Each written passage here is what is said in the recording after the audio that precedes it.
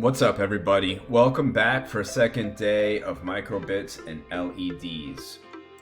Today we're going to learn about conditional statements, what's called an if, do, else statement.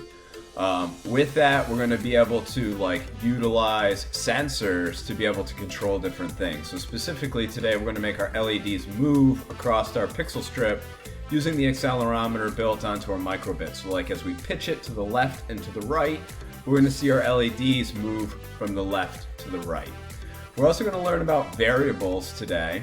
And variables are simply like a name or a name or a letter that's associated with a number. And with those, we're going to learn how to turn LEDs on when it gets dark, similar to like an automatic night light or something like that. And we're also going to make our LEDs fade on and off. What's like a breathing, like a LED breathing program, where if you look at a computer or something that is quote sleeping, often you'll see the LED get brighter and then dimmer and brighter and dimmer. So the first thing we need to talk about before we get into conditional statements is just a little bit of a math review. Conditional statements are typically built around true or false conditions. And a lot of times that has to do with some basic math, all right? So for instance, these first 4 different questions you probably know pretty well, right? Is 4 greater than 5? No, it's not. It's actually less than 5, so that's false, all right? Is 5 less than 10? It is, so that's true. Is 7 equal to 9? You got it, that's false.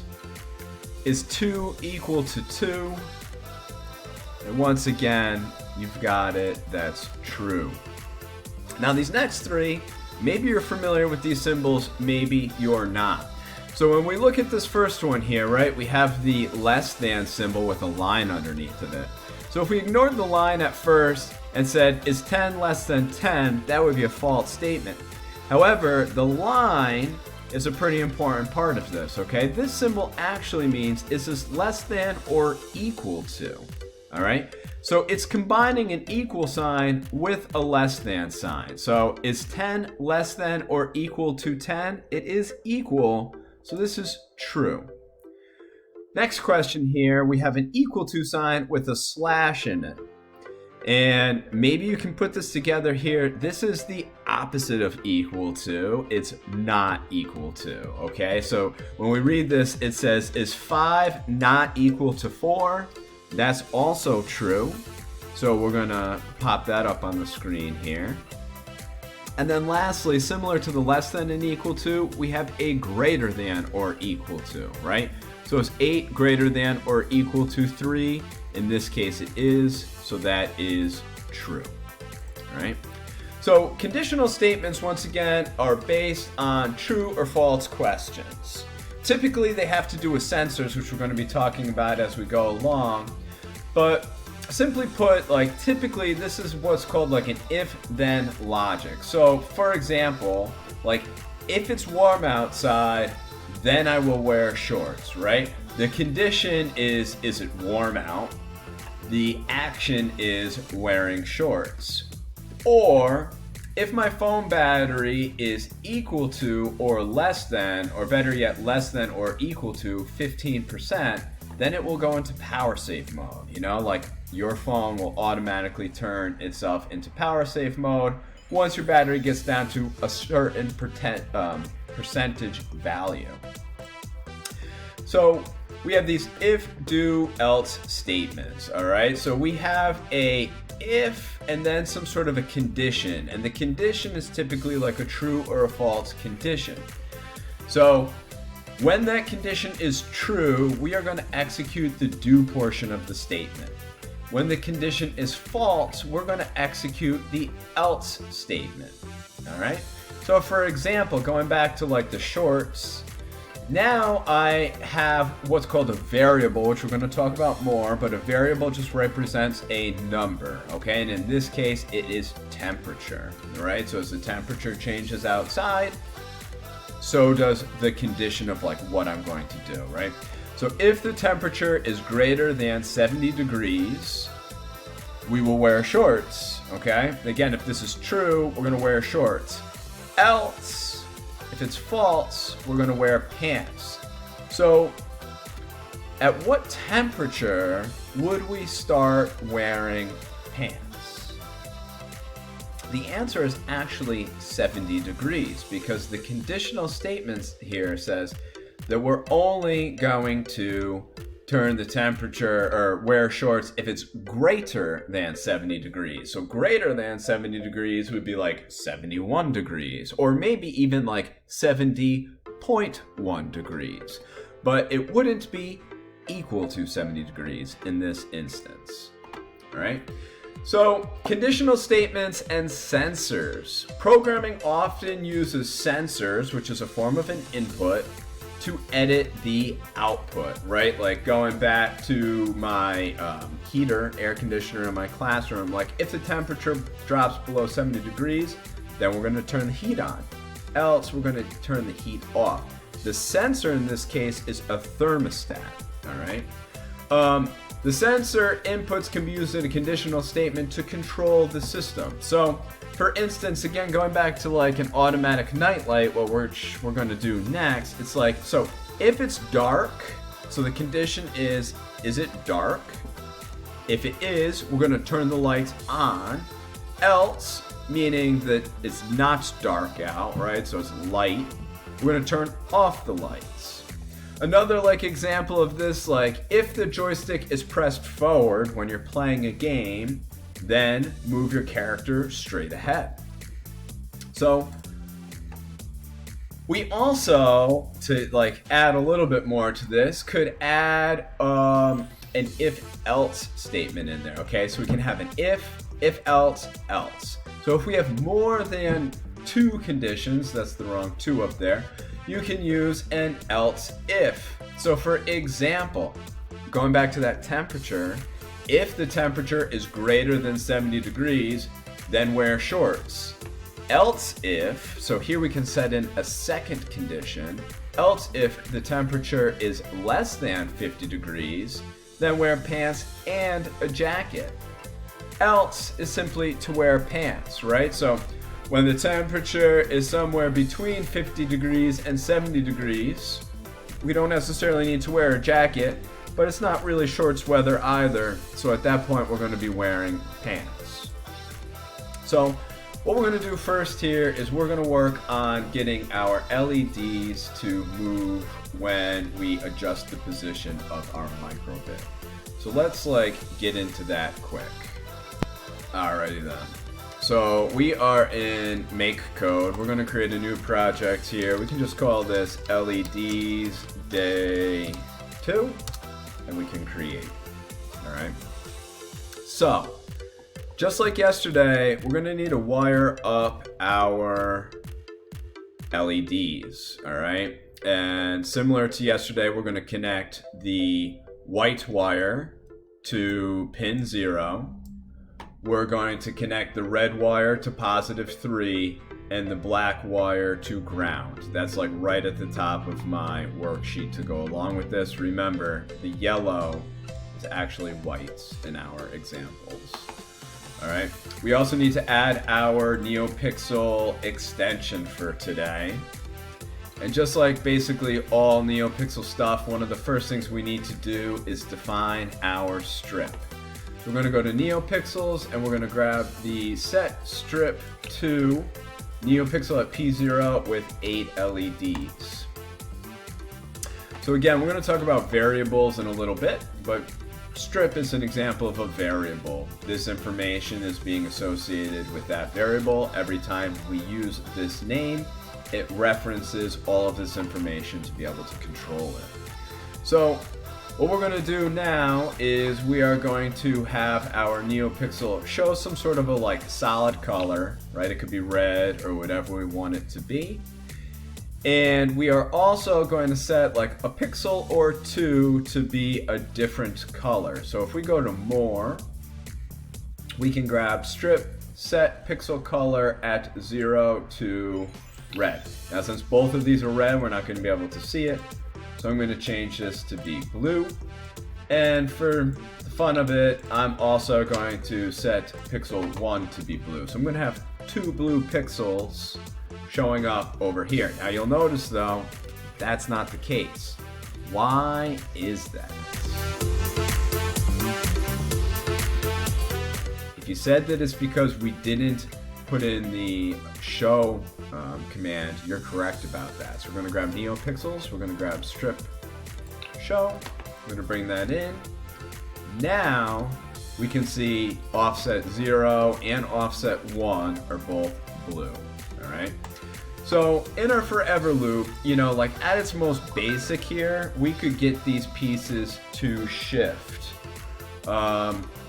If we just went into NeoPixels, rotate pixels by 1, and we delayed this like some sort of a value, you'll notice, oh, and once again, I almost forgot to show it, so let's bring that back in again. You'll notice like the blue is cycling through our different lights here, all right? But we don't just want to like make them rotate today. We want to make them move either to the left or to the right or up and down, really, in my instance, based upon how we pitch our microbit, all right? How the accelerometer values associate with the microbit. So we're just going to kind of like hold on to this portion of the code for a second. But before we get into that, we're going to move into logic using our if, do, else statements. So we're going to grab an if true then else statement from in here. And in reality, for today, we really want this to be controlled by 2 conditions. If else is simply a if true, then do this. If false, do the else. We really want like 2 conditions to be able to control our project. So in order to make that happen, once we bring this in, we're going to hit the plus button. Now we have another else if. And notice there's a space to be able to put some sort of a condition inside of here. We can leave the else in here for right now. We don't need it, but it also doesn't hurt to have it. If you wanted to remove it, you can hit the minus button. I'm just going to leave it though because it doesn't really matter that much. So we're going to go into logic, and just like our lesson before about using like equal to, less than, greater than, that type of stuff, we're going to grab the number is less than number, and we're going to drag this into our statement. And we're going to bring in a sensor value into our first condition. So we're going to go to inputs. We're going to find our acceleration in milligrams in our x direction. I'm going to drop that in there, okay? So this is controlling our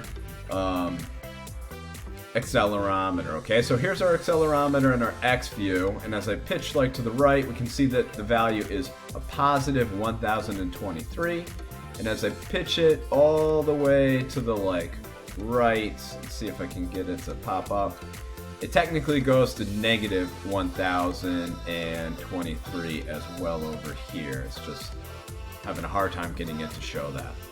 But it's positive or negative here, all right? Now, what we're gonna do is we're gonna make it so that like when we pitch it to the right, it's gonna move our pixels one direction. When we pitch it to the left, it's gonna move our pixels another direction. But we want some sort of a middle area in between there, or what's called like a dead zone. Like, so for instance, when you're playing a video game and you have a joystick and you like let the joystick go, it returns back to like its center position.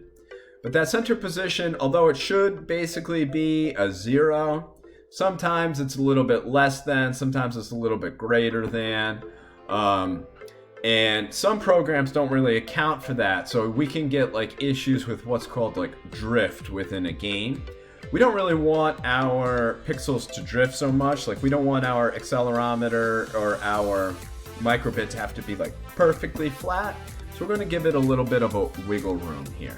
So we're going to say, all right, if our acceleration is greater than, so make sure you change this, greater than 200.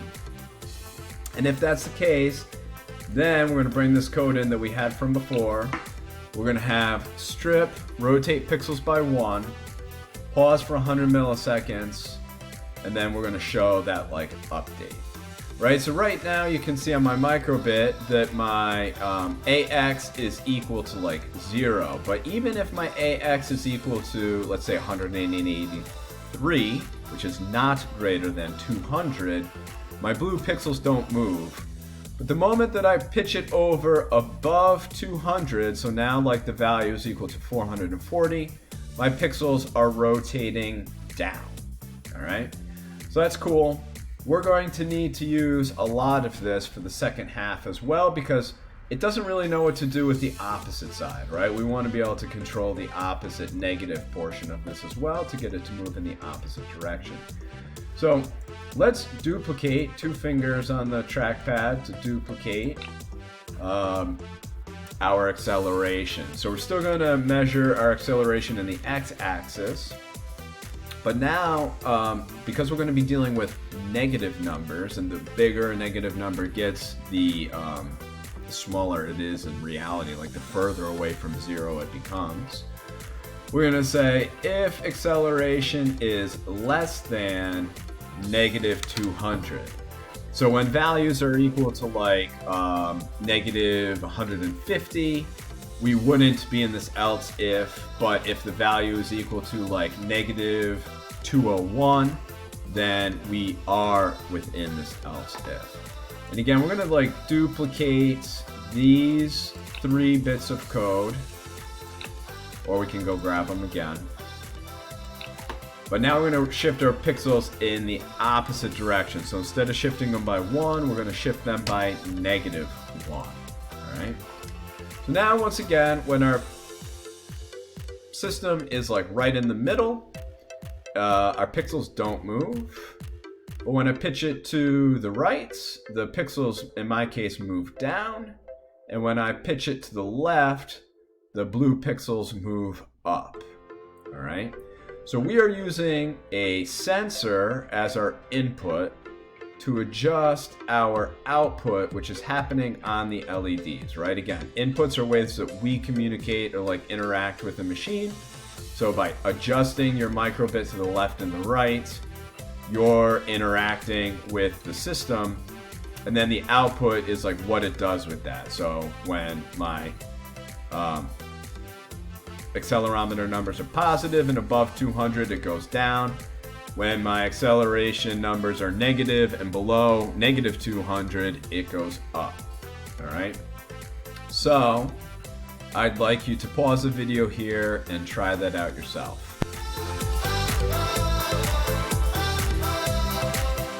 Okay. So let's move on now. We're going to jump to variables. All right. So again, variables is a letter or name that represents a number. All right.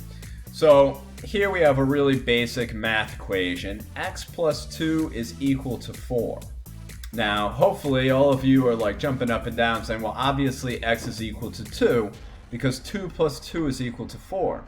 But the thing about variables is they can change based upon the equation. All right, so if I just alter the equation ever so slightly, now it says X plus 3 is equal to 4. Now X is equal to 1 because 1 plus 3 is equal to 4. All right, so here our variables change when the formula changes. Sensors can be associated with variables often in programming, okay? So for instance, temperature could be equal to the thermostat value. All right, as thermostat values go up or down, what we're really measuring is temperature. So in our earlier examples, if the temperature is greater than 70 degrees, we wear shorts. If it's less than 50 degrees, then we would wear pants and a jacket. Else, we can just wear pants. So on the opposite side, or another example of this is like light is equal to a photocell value. So a photocell is a light sensor. It measures how much light hits the sensor, and there's a built-in photocell sensor on the microbit as well. So we're going to use a photocell and create a value for that for our next project here, which is going to be turning on LEDs when it's dark. So let's go back to MakeCode and give this a try. All right, so we're back in MakeCode, back with like our old project here. And, you know, maybe you want to create a new file and save this because you could do some cool things with this, like rainbows, and you know, do lots of different projects with it. But we also can delete it. So it's really up to you what you want to do. I do want my forever loop, so I'm going to hold on to that. I do still need to set my strip and like define what strip is equal to. But to begin with, right now, I'm going to define my strip as showing the color black, which black just means that the LEDs are off. All right, so we are going to create a variable, which again is a name that is associated with a number. All right, so we're going to use a variable to like assign what our light level is equal to. All right, so to do that, we're going to go into variables and we're going to create a new variable that is called light value. And we're going to set our light value to, so whatever number we put in here is going to define what light value is equal to. So like at the moment, we're setting light value equal to 0. We don't want light value to be equal to 0 all the time. We want light value to change based upon our photo sensor.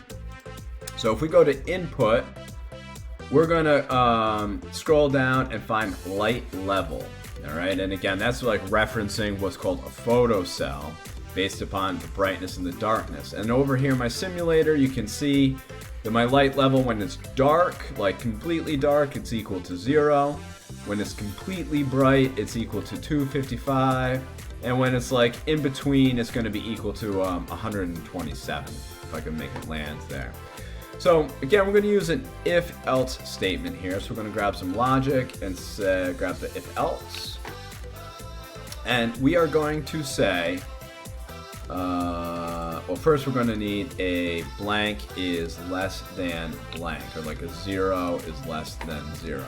So in here we're going to say, all right, if our variable light level, so that's going to drop in that first one there, and light level is equal to like whatever, or I'm sorry, light value is equal to what your sensor is reading.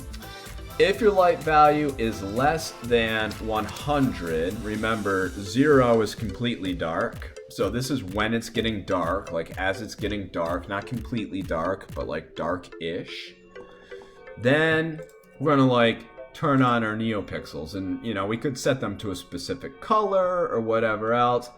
I'm just going to set them to be a rainbow when they're less than 100.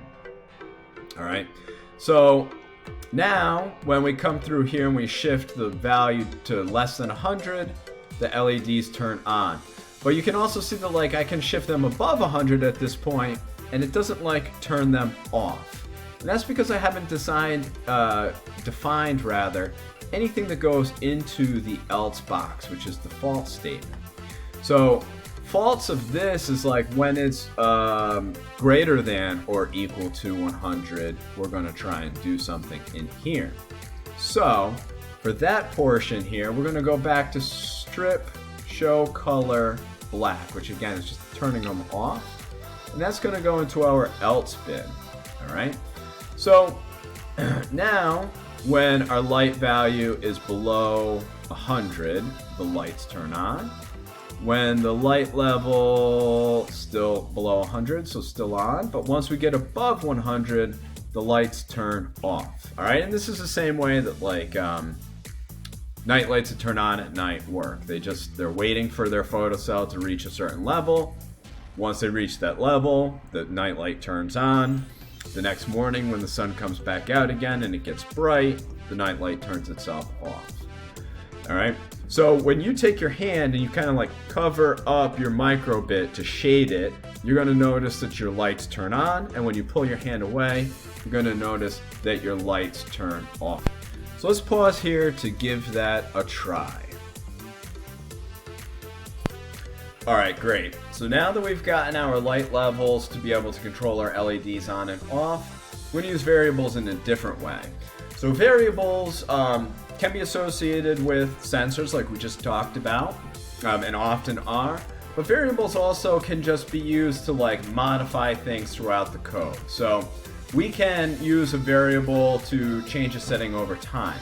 So for example, if I had a program, and this is kind of written out like code would be written instead of using blocks, but we can set seconds to 0, or what's often an equal sign, which one equal sign in programming is called a set to.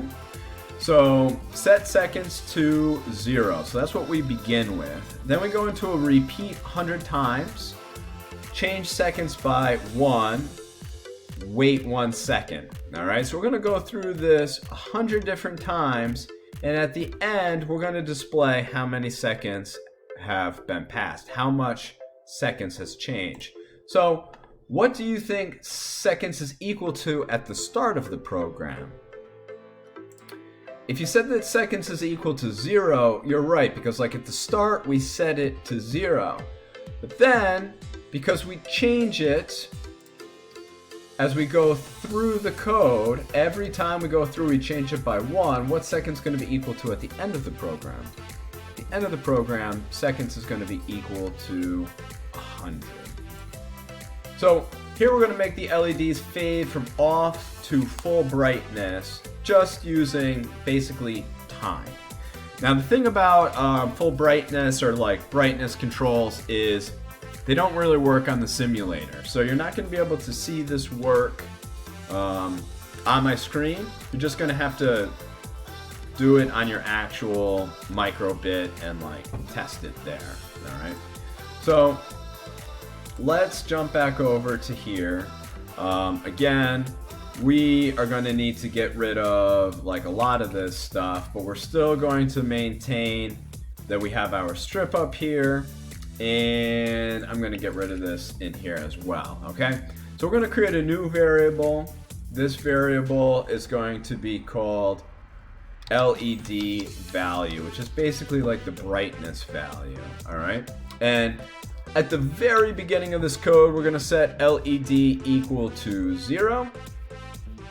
And then we're going to also be able to like set our brightness to 0, which is equal to off.